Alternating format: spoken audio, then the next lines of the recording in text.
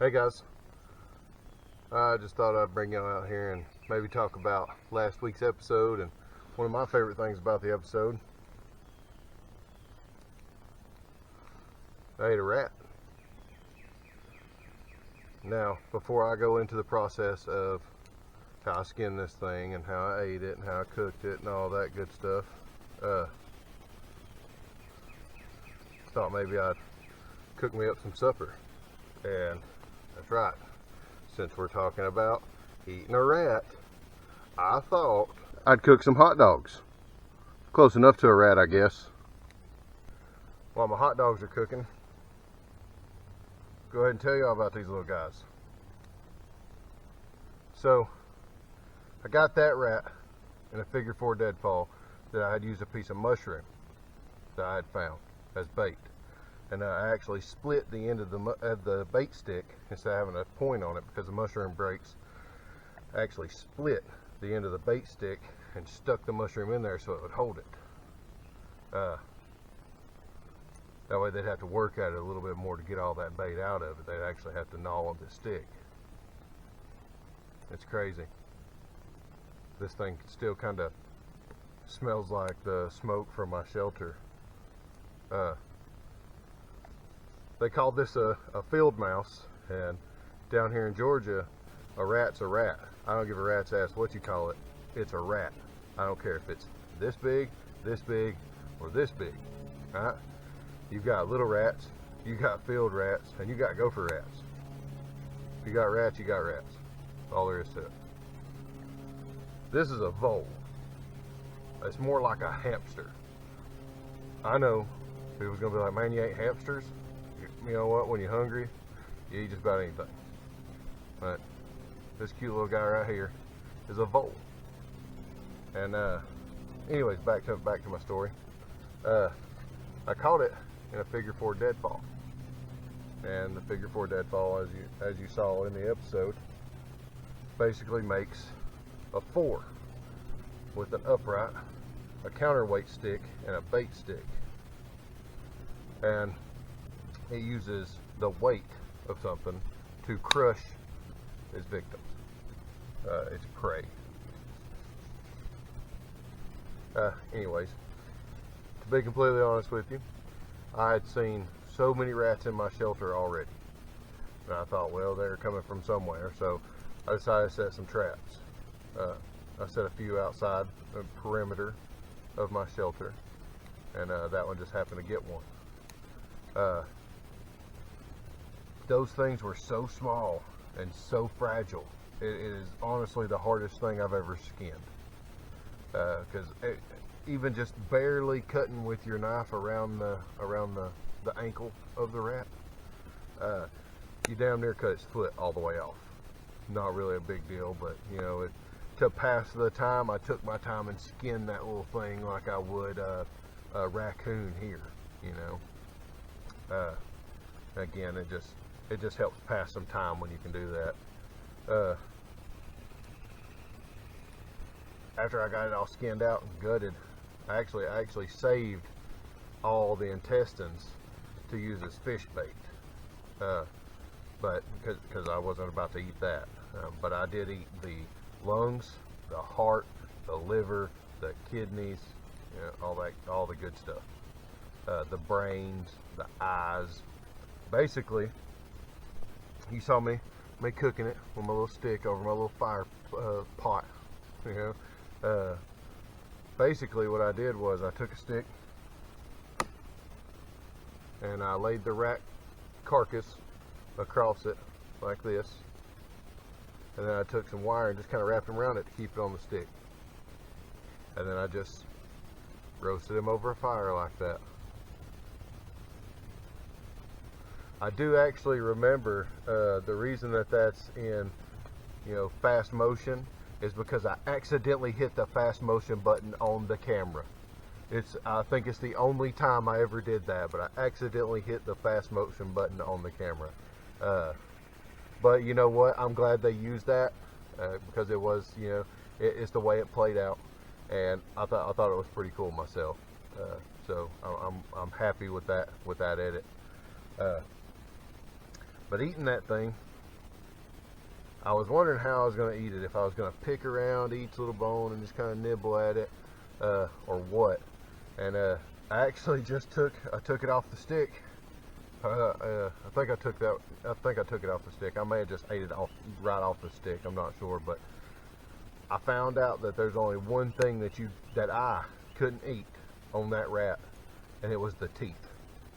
I would start at the ass end of that rat, and I would eat all the way up the teeth. As soon as I got to the teeth, I'd pick around, get whatever else I could off of it, and throw that away. Because that's the only thing I couldn't eat off of that rat was the teeth. But the eyes, the brains, the nose, the nasal cavity, the tongue, the neck meat right there, the little neck ham on the rat, the ribs, the shoulders, everything except the teeth. I ate everything except the teeth. And you know, come to think about it, it wasn't all that bad.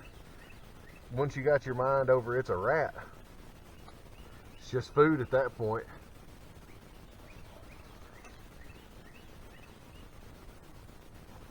Sorry, I'm sitting here talking, not tending my fire. I don't want it to get too high, so I'm letting it kind of cook low. But when you're cooking it low, it needs a little bit more attention.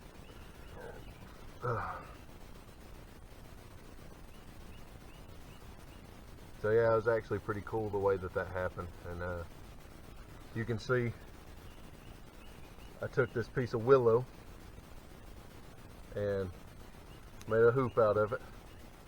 And I put it together with a little bit of snare wire there.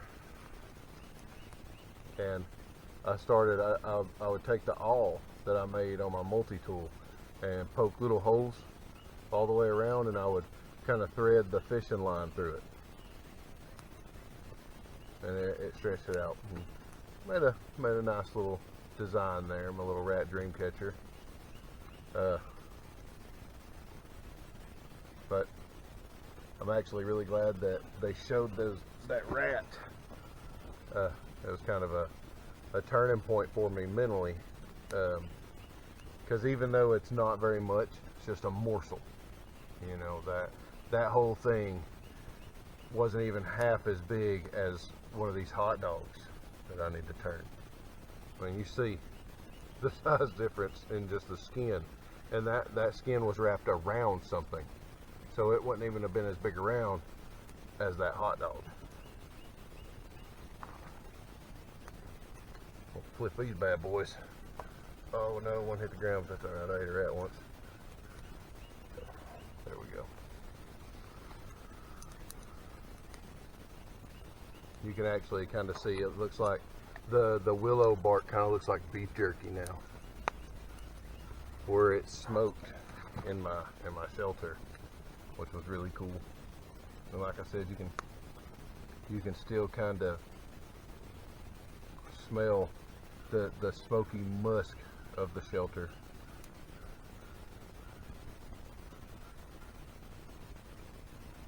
But yeah, I'm just super glad that they showed that. That was awesome.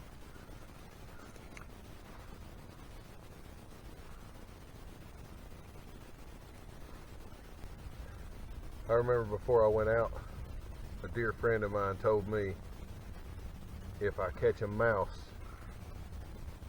don't use it, or don't eat it, use it for fish bait. There's nothing to a mouse. Use it for fish bait, you know. But after so long of not having any food, you know, and I say so long, it may have been 1 or 2 days that I actually didn't eat anything, but it may have also, you know, been one grouse or one, you know, in the past 10 days. So getting that little chunk of red meat, even the bones and everything, like I say, I ate the bones, so that's bones, bone marrow, spinal cord, everything except the intestines I ate. And you know, obviously the skin and the fur, because how cool is it to have a little rat dream catcher? That's awesome. I don't care who you are, that's awesome.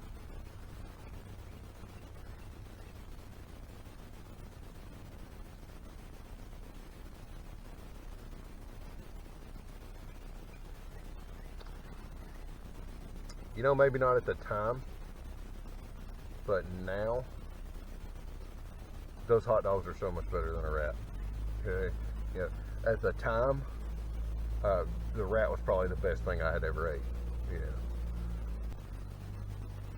You know, I hope that they show some more of the cool things that I did. You know, so far they showed me get sick and get lost, and you know, I built multiple shelters. Get on the shelter. The shelter on day one was at my original drop site. I actually moved a long way to a decent berry patch, and then built the second shelter. I also didn't build a shelter on day one. I built a shelter on day two. I just slept on the side of the lake on day one. I literally laid down and covered up with a tarp. Day two, I was like, well, you know what, it might start raining pretty soon, better build you a temporary shelter. So I built a temporary shelter, then I started exploring or whatever. Then I moved. When I moved, I built a second temporary shelter. And from that temporary shelter, I built a teepee. You saw part of the teepee there. I didn't complete the teepee. And I also built my permanent shelter. So 4 shelters out there altogether. Not complete shelters, you know, but still four shelters out there. And I just couldn't decide what I wanted to build, and it was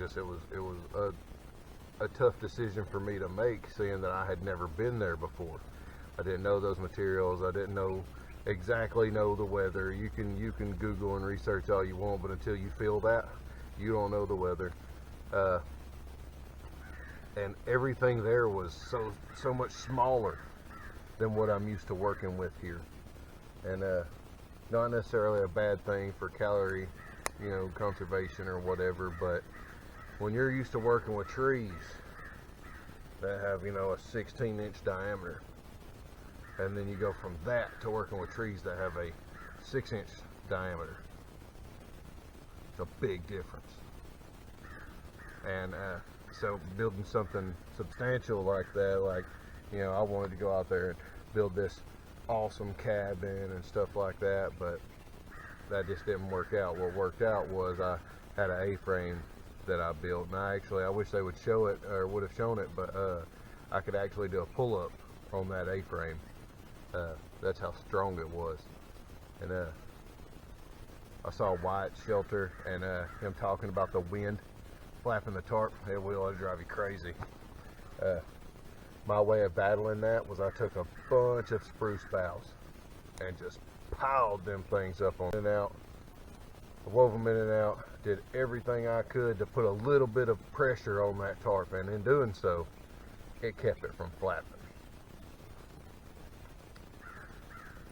But,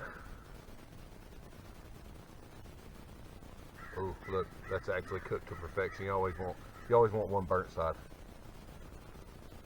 Oh.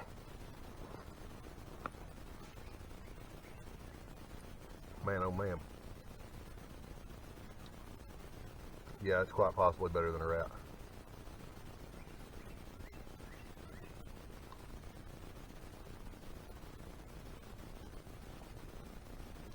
I don't know though.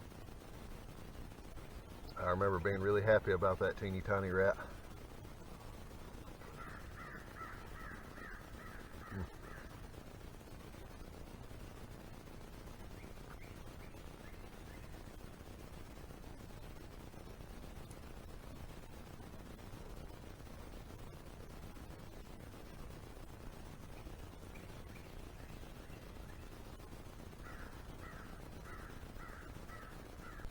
Well, if you want to have supper with me again and maybe hear some more cool stories about my time from alone, then please subscribe and you know, turn on your notifications so that you can see as soon as I upload one.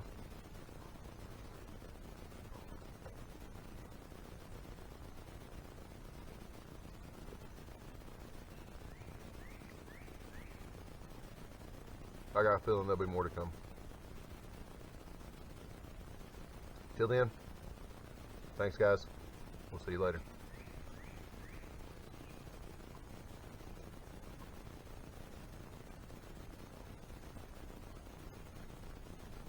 That's a good hot dog.